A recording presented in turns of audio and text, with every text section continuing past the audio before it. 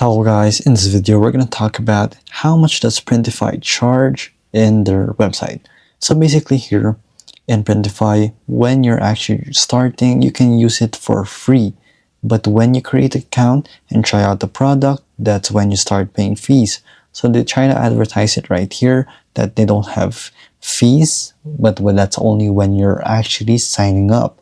But when it comes to the products itself and its shipping, it's going to cost you, of course, money. Of course, nothing is for free in this world, as you can see. So here, from phone cases to shirts to jackets, you will have a code for your own products right here. So when you go with phone cases, as you can see, it's going to range from $10 to $21 for just a hoodie. And that seems expensive, but as you can see, you can customize it to your own liking, of course, and you can try it out for yourself.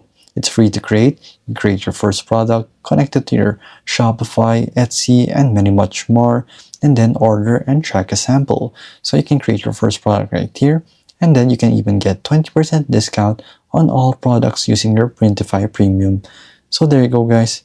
If this video was helpful, please hit the like button and don't forget to subscribe.